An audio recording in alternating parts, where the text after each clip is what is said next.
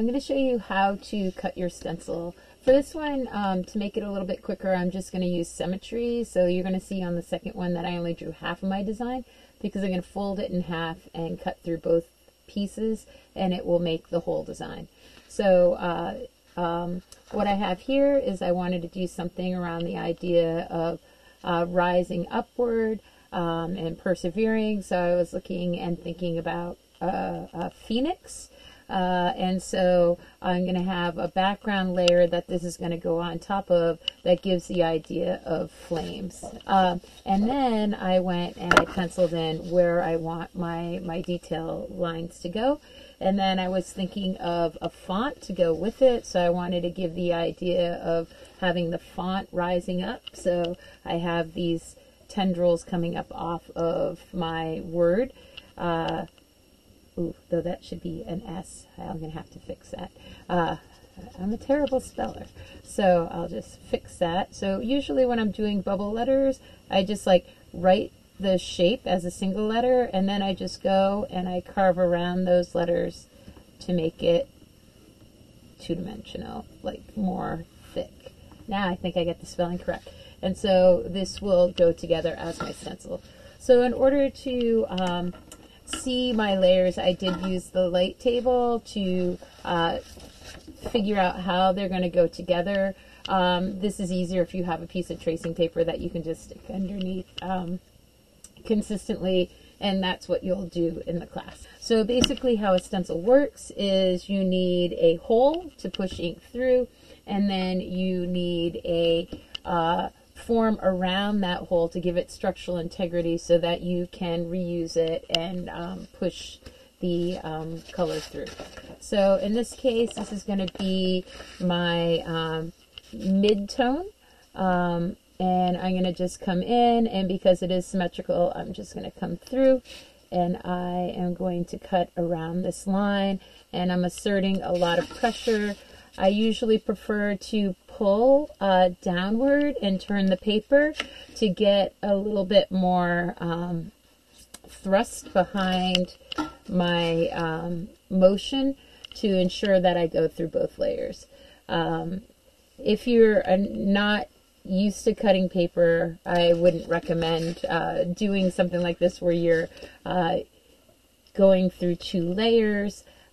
Because it is a little bit harder than 1 layer, so maybe you want to start with a single layer. But I'm just trying to create an example for you to see and do it in an efficient way so that you can get the idea, and then you can modify it based on your design.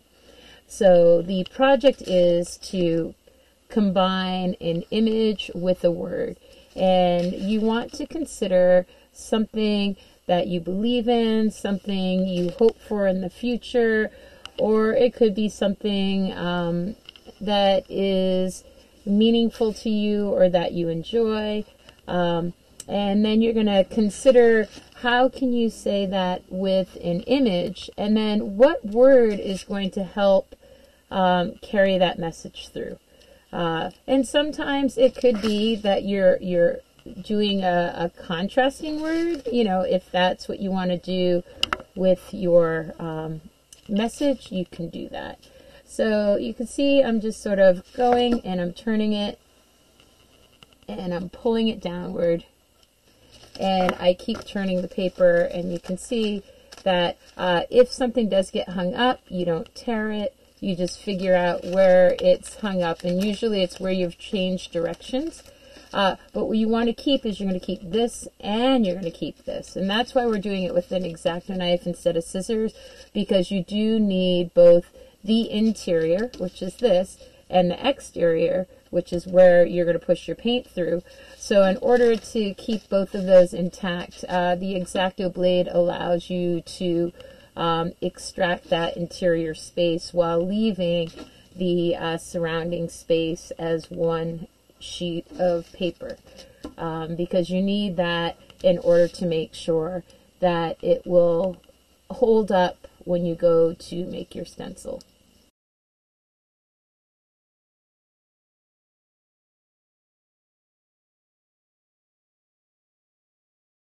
Now for the next one, I will fast forward it so you could just see me cutting it, but it's going to be the detail stencil, so that it's going to have a few more shapes removed from it, because what I'm trying to do is give a little bit more information. So right now what I've defined is the outer contour of my shape, so it's more like a silhouette. But then that second layer, what it's going to do is allow you to give it some interior detail, so you're giving a little bit more information about your shape.